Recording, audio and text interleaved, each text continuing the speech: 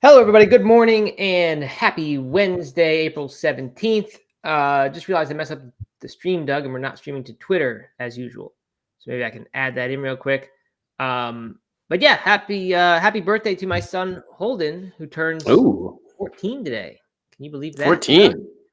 14 That's years old, man. That's really old. Somehow 13 didn't hit me like 14 uh-huh. did. 14 just is like serious teenager now. And Yeah. yeah, it's And crazy. he'll get his learner's permit next year. He'll I know.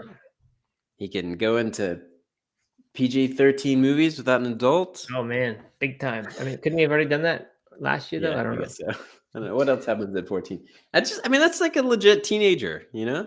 Yeah, 13 high feels like school. High school begins. borderline preteen. 14 is like Yeah, teenager. right. Yeah, it's funny. He and No Meat Athlete existed when he was born. It was about a year Whoa. old, which made me realize we missed the 15th anniversary of No Meat Athlete. That was like a month ago.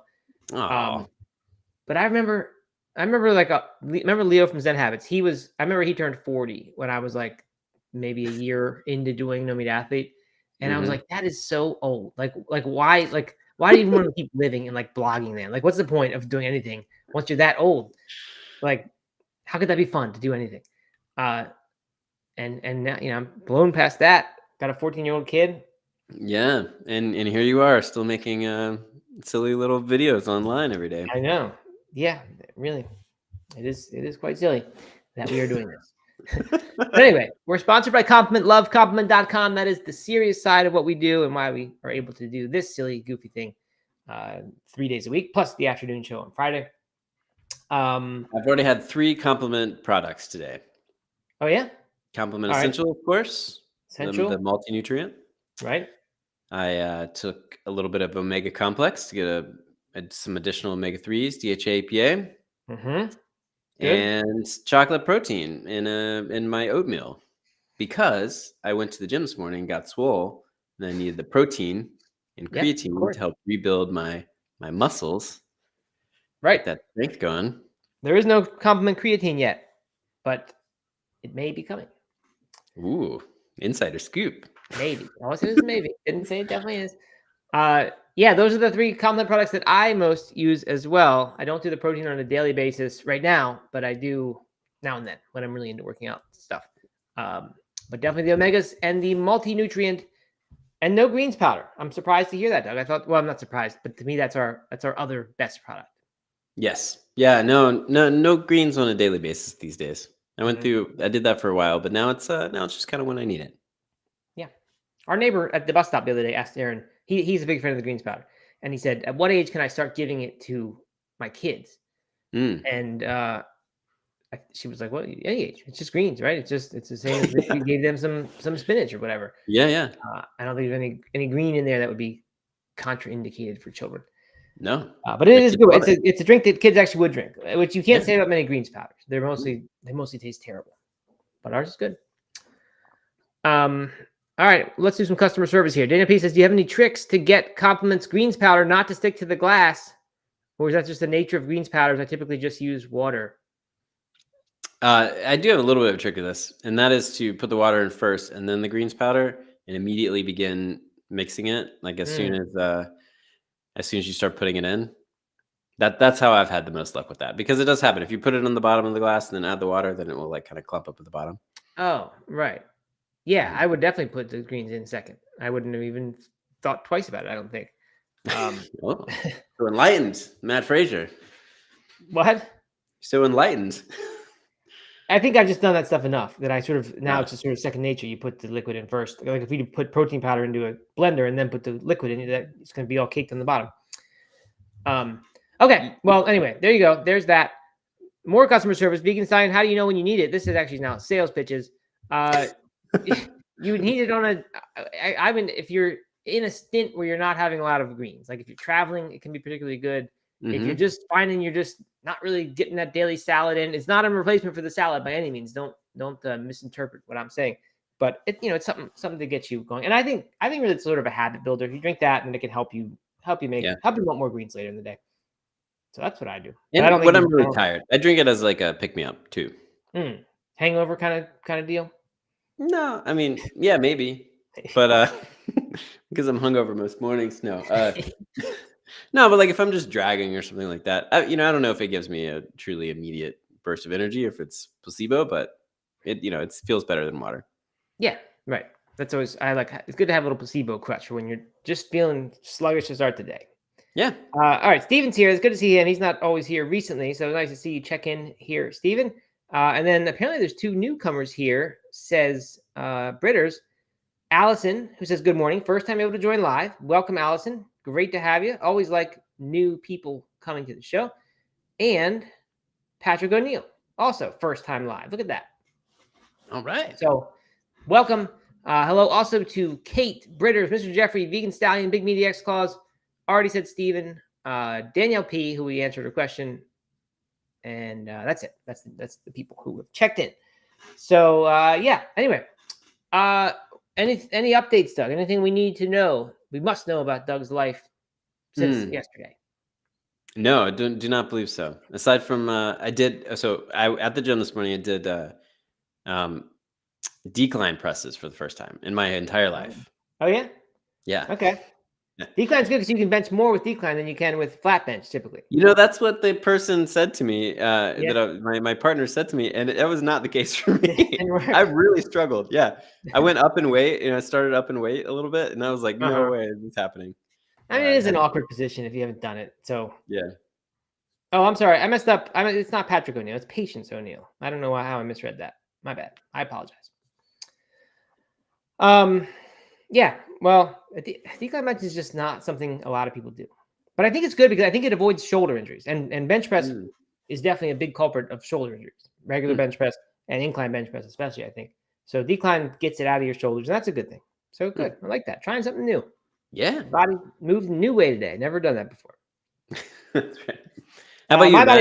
Anything new, fresh? No, my body moved in no way today or yesterday or recently. I just haven't been doing any fitness. So I got to get going again. I don't know. I'm at that phase where I've been off just enough I will have lost a lot of strength, and it'll be measurable in how much I'm lifting. And that's always hard to get back. And that's when you most need to, so you don't keep sliding. So I just need to do something about it. Yeah. So that's it. Went to a soccer game yesterday. Part of my daughter's thing. Her team had an arrangement with the local pro team here. Not Charlotte FC, the other professional grade team. So I went to that. That was fun. Had some fries. Didn't feel good after eating fries. So that was. And they were like, you know what else I did yesterday? Go back to the fitness thing. We recently got access to the Peloton app. And I tried it out yesterday for the first time. I tried a 10-minute core workout. And like 4 minutes in, I was like dying. It was so hard. Yeah. And I even do planks, and I do some like core work now and then, but I just could not believe how anyone could do what they were doing for 10 minutes. It's crazy. Does anyone need to work their core that hard? I don't know. I mean, it's just, like I run, and now I'm lifting a little bit, but it's mostly chest and upper body. Like, I was thinking it'd be like the little piece to the puzzle, another piece to the puzzle. But right. I don't know. Well, yeah. I don't know. I don't know what to think about core. It seems like it's one of those. Your core. What? You don't blast your core every day? No, I spent a lot of time learning how to do those hanging leg raise, and I was very proud of that, and that felt like that was a good strong core. I need to make sure I don't lose that ability. It's where you're hanging from the bar and you touch your ankles up to the bar without engaging your upper body as much as possible. And so it was good. That was the strongest my core's ever been as I was doing a whole bunch of those. But I feel like even then, and the ab wheel, where you go all the way out from a standing up position, and that will kill your midsection. But it's like, what's the point? Like, why do you need that strong of a midsection? Unless you're like an elite athlete or something, why do I need that day to day? Why do you need that strong of anything, though? I mean, because it looks swollen good, but you're and it's not, you're not gonna get a great 6-pack from that core work. I just don't believe that. I think you just get that from not eating much food. So I don't understand it. But certainly core important. I'm not saying it's not. I don't know. Yeah. And I've never been anti-core before today. Like, thinking about longevity, it's probably one of the more important ones for you to have. Yeah, right. Keeping it in shape and all that. It just seems like blasting the core. It just doesn't make sense to me.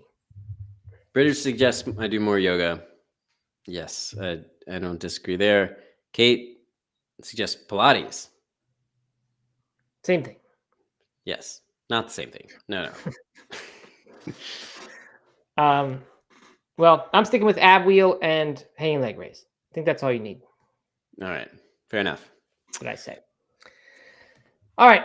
And my mom says the core exercises at Pure Barre improve my posture. I'm not saying it's not good to work your core. I'm just saying we don't need to blast the core. It's just you need to blast anything.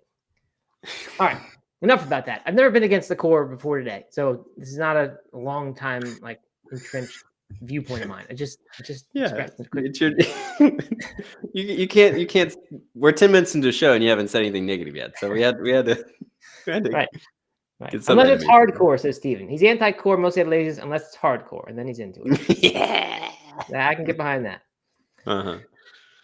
All right. Enough of that goofing around. Let's get to this serious business of the weather report. We got some fun items today, so let's jump in. Here we go. Meant to get to this yesterday. Landmark occasion in the world of high tech and healthy food, healthy in quotes food. Finnish air protein company Solar Foods has announced the official launch of their highly anticipated Factory 01 in Finland. It's the world's first factory growing food out of thin air.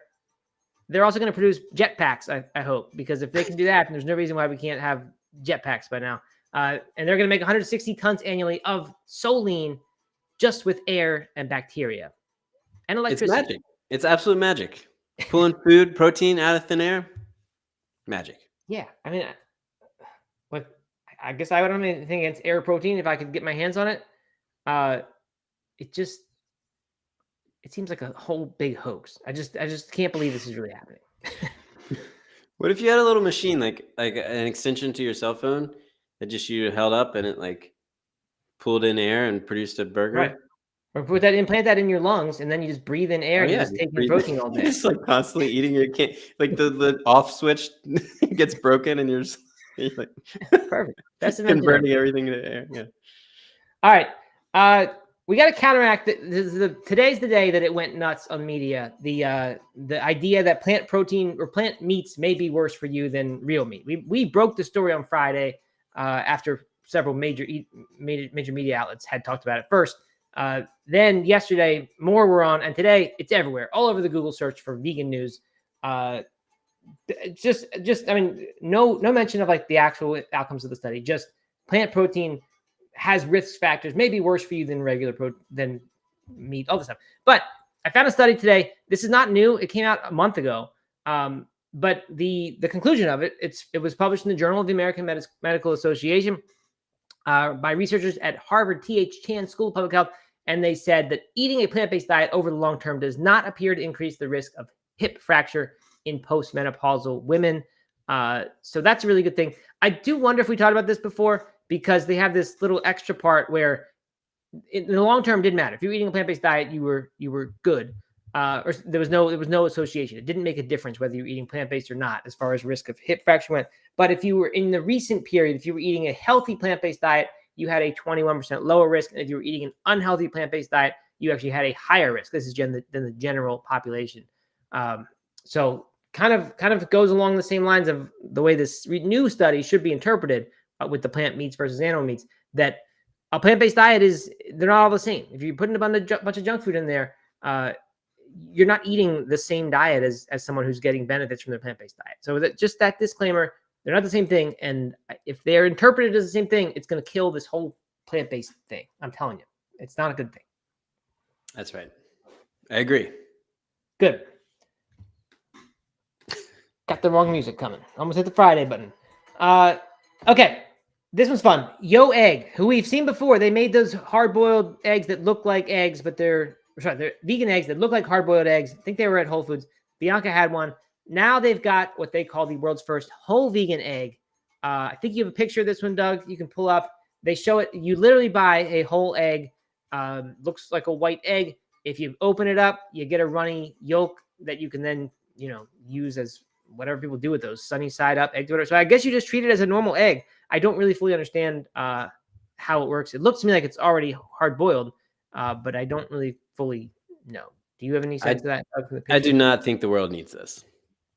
As someone who eats just egg, scrambled egg, vegan plant-based scrambled egg all the time, I do not think the world needs a egg white and yolk whole egg, vegan egg.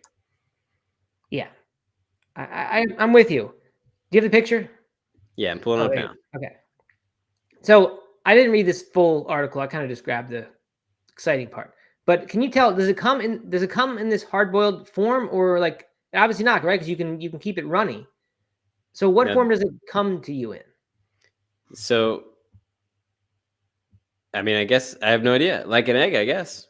Maybe there's like some sort of yolk in the middle. Somehow they keep them separate, and you can actually crack it or something like that. I Right. don't know. Or you can It's unclear anyway, because they say this it is can their be other product, the hard boiled. And I actually understand why you'd want that. There are certain dishes when you need a hard boiled egg, a vegan right. hard boiled egg. I can see that. These I'm Yeah. not so sure about. Yeah, I'm not either. They say that you can it can be fried, poached, or something else. I lost it. Sorry. Yeah, it's made from soy, chickpea protein based with sunflower oil. So it doesn't sound like there's any like eggy stuff in there, like that kala, whatever it's called, kala namuk salt. I don't know, butchering the name, I'm sure, but that sulfur salt. Then I don't see that in here. Yeah, I was never an egg eater to begin with, so I wouldn't buy this. But I don't like this idea of you just sort of live this parallel fake life to normal people, and you just eat all the same things. They're just made and they're fake. Like just go eat the plant stuff, and we don't need. I just don't think we need this. I'm with you, Doug. We don't need this. It's too much. Here's their website, and those look remarkably like eggs, especially the top right. Yeah. I mean, this would be fun if you went out to a Korean restaurant and you get bibimbap and they put that egg on the thing. That'd be wonderful. But like, you just don't. I mean, in my opinion, you don't need this and start living like an omnivore and just cooking eggs like they cook eggs and just have your own parallel egg life. I don't understand that. All right. Yeah. Next one. Very slow today. Slow on the draw. All right. We all love Wheaties as a kid. We all dreamed of being on a Wheaties box. We all had our mom make us one of those commemorative Wheaties boxes when we finished the Virginia Beach half marathon, and had us at the end of it on the box. General Mills is now introducing Wheaties Protein. Regular Wheaties just has 3 grams of protein per serving. It doesn't sound like the breakfast of champions to me if you're into protein. The new one has between 21 and 22 grams of protein per serving, depending on whether you get the maple almond or the honey pecan flavor. You wouldn't want that honey pecan flavor if you are a strict vegan, of course. But it looks like they get the protein just from whole grain flakes, nut clusters, pumpkin seeds, and either honey or maple syrup. You can't find an ingredient list online. At least I couldn't. So I don't really understand how they got this much protein in there from just nuts. It doesn't really make sense to me. Recently, another company put out this ghost protein cereal, and they use whey in that, whey powder. So that's not interesting to vegans, of course. But this is like, it seems like the answer to that. But anyway, I don't know where the protein comes from. I don't get it. But I did some like Wheaties. a delicious dinner to me. Yeah, right, exactly. That's what we poors should be doing for dinner, according to the CEO of the cereal company. Says that's the way to do it. Yeah, I don't know. I haven't thought about Wheaties in a long time. Never really thought about buying it. No. But with all the grape nuts that I eat, like I could change it up. And if I knew I was getting a whole protein thing, a whole bunch of protein from mostly whole foods like this, I would be into this. I would definitely give this a try. Definitely. Yeah, I agree. I don't like the idea of those Wheaties getting soggy in the milk, though. That seems. I mean, grape nuts do too, but they kind of do in their own way. Are Wheaties covered in sugar though, or is that like frosted? Well, it does say honey and maple syrup in here. I don't remember Wheaties really being. They weren't like Frosted Flakes. I know that. It's not like they were really sweet. I think that there is like a frosted Wheaties, which is what I'm thinking of. But yeah. I mean, sure probably much worse breakfast to have, especially if it has 22 grams of protein. That's crazy. Yeah, I'm just not believing it. I think there's something missing here from that ingredients. This partial ingredients list that we are reading. That may be the full list. I don't know if it is. That's also amazing because that means they didn't put any other preservatives or anything else in there. But I'm just, before you buy this, make sure there's not whey protein in it. That's my warning to you. Lots of comments here coming in, especially around the eggs. Let's see. Vegan Stallion, going back to the Just Egg, is convinced that the formula has changed. And you know what? I would actually notice something similar myself. But it looks like you complain, and they sent you vouchers. So that's cool. Oh yeah. Yeah. And what vouchers for what? To go back in time and get the old formula again? Yeah, I guess if you don't like it, then. But the vouchers aren't doing very good. Dale says that the Yo eggs look like those rubber dog toy eggs, which Yeah. not wrong Or the about gummy that. eggs that you see in the little candy shops. Those little. You ever see those, Yeah. Doug? Yeah. Oh yeah. Britter says now she wants second breakfast. You know, Because of those Wheaties eggs? and a Yo egg. I could have that. I don't know. That Yo did not make me want to eat a second breakfast. Seeing that picture. Miss Sheffy Dale- doesn't think it looks good either. Hey, Vegan Stallion. I knew we liked each other, or knew we would get along. She apparently plays a lot of disc golf. There you It's go. not a she. It's a he. He. Why do I keep saying that? Stallion is a male horse, Doug. I know. This I'm is sorry. I'm sorry. Stallion is a male horse. It's like the third time I made that mistake. So they play a lot of disc golf. Okay. Apparently, yeah. Good. He also says pumpkin seeds are the protein champion in the realm of nuts and seeds. They're less expensive than nuts also. So maybe that's the secret. If it is, fantastic. Way to go, Wheaties, for cramming in 20 grams of protein into a serving of cereal. I was thinking maybe that serving includes the milk that's in there, because I think cereal used to do that, right? They used to put that. But then when they compare in the article to the other amount, the original amount having 3 grams, that'd be kind of an unfair comparison if they were comparing that to the non-milk version, just the cereal. Anyway, there we go.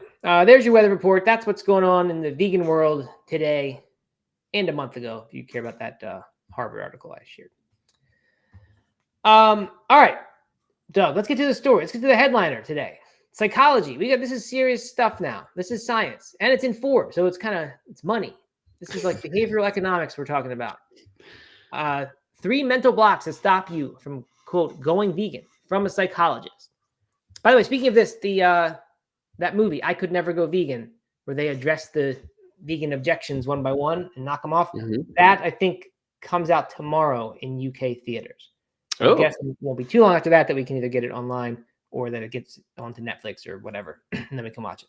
But we're a little curious about that, right? Definitely. It seems like a lot to sit through, but I saw some early reviews of it today. People were listing facts that they had learned from it. And some of it was interesting. So we'll see. So this is related to that. Why do people not go vegan? First of all, people who are prospective vegans and people who are vegetarian who don't go all the way vegan. And the research, this is from an actual study in the Frontiers in Psychology from this year. And they identified 3 main reasons why people avoid it. So let's get into those here. Number 1 is the knowledge gap of dietary consequences. This kind of gets weird right away to me, because they're saying the reason people don't want to go vegan is they don't know as much as the vegans do about specifically the animal industry. It says vegetarians evaluate the animal industry significantly less negatively than vegans and prospective vegans. Moreover, they generally possess less correct information about the animal industry. For example, a third of vegetarians, non-vegan vegetarians, were not aware that their dietary choices still lead to the death of animals. So that's kind of a big reason, number 1. It's basically saying, it's kind of saying if you knew more, you'd be vegan. You just don't have the knowledge. There's a knowledge gap. And if you knew what vegans know, what we know, you'd be on our side. You okay with that, Doug? See, no. I just don't. I guess like people watch a documentary, they learn something, then they make a change after gaining that information. So possibly, if people knew more about the food they were eating, they would go more plant-based. But I think people generally understand that when you eat an animal, that you've killed the animal and it's probably not very humanely treated. So I don't know how much knowledge I got when I read that. And granted, I didn't dig too deeply into the follow-up here, but I was thinking of it more as like people were just unsure, like if they would get enough protein, or they kind of didn't have the information that you would want to feel comfortable making a big diet switch. And I actually think that's a better reason. I don't know about you, but I think people maybe hear that a vegan diet could be healthy, but they have the doubts and they don't put the time in to do the research, and those doubts keep them from actually taking the chicken off the plate.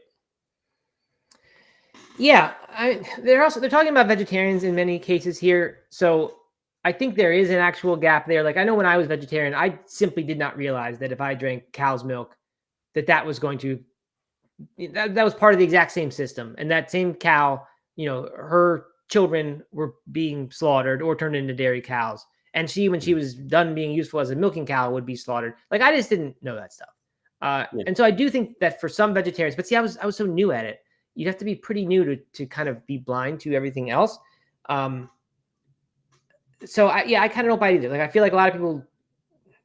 Somebody wrote, let's see, Vegan Science says willful ignorance. Like I think maybe it's kind of you don't want to learn more about it because you don't want to have to stop drinking milk and eating cheese. So like easier just to not dig any deeper. Don't ask questions you don't want the answers to. And so that's I kind of agree with that one. But here's my thing. I don't like you as a card carrying Democrat, Doug, could say everyone who's not, you could do a study and say, well, everyone who's not on this side, they don't understand, they don't have the right knowledge. They read the wrong sources and they just get different information and it's not right. If they knew the real truth, they'd be on my side.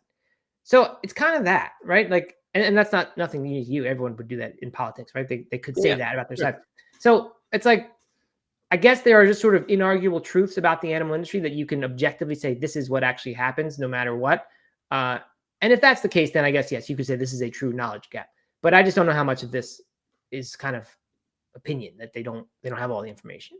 Well, see, so that's an interesting question. And I would say that if you had the information, if you knew exactly what went into the meat industry, what happened within the meat industry, then you'd probably there would be a lot more people who would be repulsed by that and want to go vegetarian or vegan, and there'd be a lot of people who just put a stick in the ground, stick in the sand or whatever it is, and say, you know what, I don't care. Like I'm going to keep doing what I want, and so it's not, having the knowledge isn't all going to automatically make everybody go vegan, right? That's just that's not going to happen. There are plenty of people who fully understand what's happening and choose to to either not care, or they choose some sort of local meat or something that maybe hasn't been grown in a factory farm. Whether that's better, I don't know, but I think that they may choose that. So, but the knowledge, would, I believe, can convert some people. I can see that. If you just I think I mean that's right, and I think for me, really, like that is what took me down the path, and probably everybody. Like you kind of get there by gaining knowledge, and you see a documentary, whatever, and you're like, wow, I didn't know that went on, and then next time you eat meat, it feels a little bit different. And I also think a lot of people do get the knowledge about this and about health at the same time, and they don't decide to go vegetarian, but they decide to do what you said, and they say, I'm not going to be part of that industry. It's a little harder maybe to be very consistent about that. If you're still eating meat, I think it's easy just to forget about it when you're at a McDonald's or whatever. But I think there are people who say, I'm not participating in that stuff, and they go on eating meat. I think, I would imagine. All right, on to number 2 here. I kind of think, though, that we're all choosing to be willfully ignorant all the time about various things. Yeah, I think so. Yeah, I mean, and we're making that choice because either we the whatever lifestyle we're living enough to where we don't want to know any difference, or I don't think you can't show compassion to everything all the time. I mean, it would be so overwhelming if you were paying attention to literally every single thing, and you couldn't go through life like that, I don't think. So you have to choose your battles, I think, and choose what you're going to be passionate about, or what you're going to make sacrifices for. Yep, agreed. Just reading a couple comments here. Allison says, exactly, Matt. I was vegetarian for 15 years and really had no idea about dairy until my daughter told me.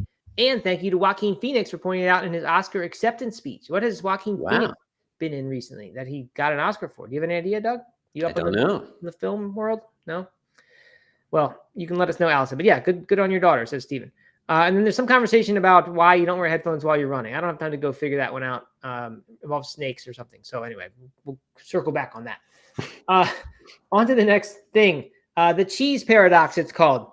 That sounds like a good name. Sounds like it could be a book. But it is what that specifically is, it highlights how, despite knowing that consuming cheese affects animal and environmental welfare, you want to continue or wanting to continue consuming it. It's a weird sentence, but the cheese paradox basically is when you keep eating cheese, even though you know about what's going on and that the dairy industry is not nice to animals, that's a big motivator for non-vegans. They just want to keep eating cheese. So they say, yes, I get all that, but cheese. I like cheese too much. Vegans will tell you cheese is addictive, contains casomorphines. I don't know how true that is, but you do hear people saying it. I know it contains those. I don't know how addictive that actually makes it in any different way than, chocolate is addictive or any other food you like is addictive. There's another element to this that it sounds like some people who stay vegetarian and don't go vegan because they want cheese so much, they kind of believe that like there's something about how much they like cheese that is different from vegan. And they think I specifically cannot give up cheese because I just like it too much. So that veganism is not meant for me. But the researchers from here suggest that vegans likely care about taste just as much as non-vegans do. And it's just that for them, it's worth it. So, I mean, to me, this is a valid excuse, right? Like if you say, I value the taste of cheese too much, I can't go vegan, even though I understand it. I guess, I don't know if it's better than ignorance, but yeah, in some way I can respect that, right? I mean, like at least you understand and you're making a choice and you're saying this, I value higher than that. And that's your values are your values. If you took pizza out of the equation, no pizza, right? Yeah. Like, how much are people really eating cheese? I mean, like a lot of people eat blocks of cheese and stuff like that, but like that's not that hard to give up. I know. You're right and about that. You can make a sandwich without cheese, and it can still be a delicious sandwich. A lot of times when you're out, if you can't get cheese, you can't get anything good. That happens like at an Italian restaurant, you try to get eggplant parmesan or something. If you get it without the parmesan or the mozzarella or whatever, then like it's just not really a very good meal. It's okay. I've had it plenty of times. Or like, I don't know, like a Panera. I'm guessing most of those sandwiches like kind of depend on the cheese to be good. I don't know for sure. I don't really go to these places very much. But yeah, I mean, you're right. Like I used to drink cheese or eat cheese, drink wine. And so like when I think about giving up cheese, it was giving up that. Yeah. But pizza for most people has got to be the biggest one. For me, it certainly is. Like, cheese, nibbling on cheese while I drink wine, like is not something I can nibble on something else and be totally happy. But I really miss a very good pizza. And I can make an okay pizza, but cheese would really help amplify that. And if there was a vegan cheese that did that for me, I would be thrilled. Yeah. Harold says cheeseless pizza is good too. Sauce and lots of vegetables is really good. And that's true. You can have good absolutely. cheeseless pizza. You can have good pizza with like a little tiny bit of the baked vegan stuff sprinkled on there. It's not that pizza isn't bad now. It's just, I don't remember how it's good, but when I see it and smell it, people having it with the full cheese, I'm not grossed out. I think that still looks really good. And I remember liking pizza a lot more than I like it now. So I do agree with that. Absolutely. Yep. Vegan Stallion is talking about being a lousy, rotten drunk, but at least I admit it. What's this about? Thinking about destroying whole universes as I'm weed eating my yard. Yeah, I've killed little snakes doing the weed whacker, and I hate that. They're tiny, tiny little things, and I think they're babies. So they're probably not. They're probably just regular snakes. Yeah. But who am I to buy out this land and start killing snakes? Right. Should go back to the Native American way. Found a snake in my yard yesterday, and Katie asked how I was going to get rid of it, and I decided we were going to just leave it. It's a little brown snake, not harming anything. Probably takes care of the poisonous snakes. Yeah, exactly. Certainly some of the rodents and stuff, right? Yeah. Yep. Steven says, I can't deny I don't miss it. I'm thinking he's talking about pizza here, but tough snoozies, and that's right. Yeah, I mean that's my approach, right? Like I miss it, but oh well, Yep. Again, values. Depends what's more important to you, and for some people, it's more important to keep eating that cheese, and for some, it's not. So there you go. All right. There was something else I wanted to revisit. Can't find it right now, so we will go on to the next. And the final one here. This is Old Habits Die Hard, and I don't know. This one's not too exciting. It kind of sounds like vegans are more willing to deal with concerns about potential stigma, criticism, or isolation. And I don't think I had those when I was going vegetarian. I worried about that stuff. When it came time to go vegan, it wasn't that. It was just the inconvenience of having to give up cheese and the other inconvenience that you sort of take on. But yeah, I don't know. This is kind of a strange one to me. It just sort of sounds like, for whatever reason, the ingrained habits in vegetarians are stronger than those who are able to go vegan from there. Yeah, I mean, it just comes back to your choices, right? Yeah. Your values. So what do we do with this research? How do we start spreading the message? Well, we figure out how to create a delicious cheese, for one. Yeah, that's coming. I've predicted by the end of the year. We walk around telling everyone about the horrors of animal agriculture, factory farming. And then we tell everybody that we're better than them because we're willing to break old habits. All right, that's what it comes down to. We need to tell more people that we are better than them, and then they want to join us and be as good as we are. Exactly. That's how we can spread this message. I don't know. Any of your takeaways for you? No, I remember what I wanted to say about the cheese, and that was that I think cheese is one of the least healthy foods people eat large amounts of.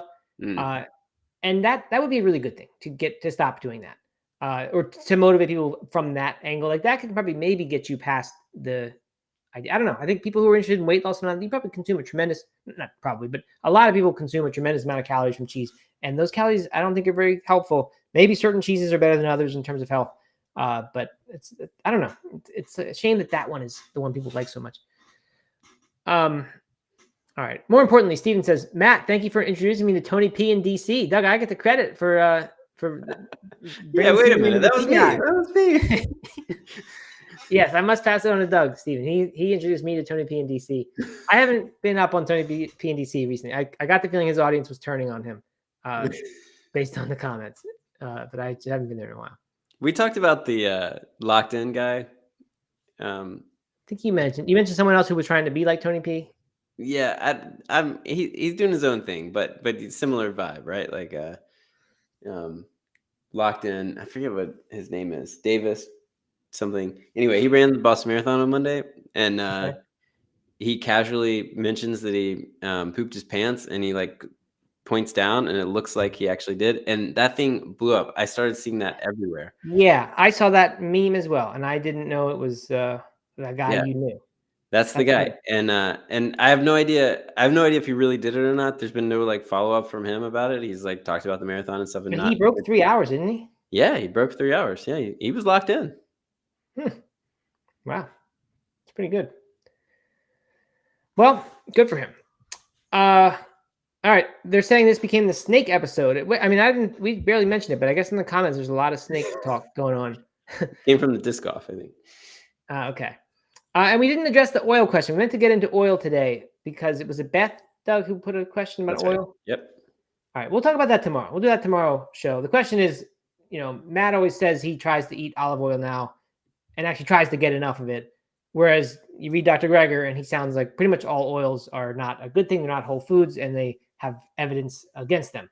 So we'll get into that tomorrow. I will organize my case a little bit. Actually, I won't at all, but I'll tell you my reasons. They're not that strong. I'll spoil it right there.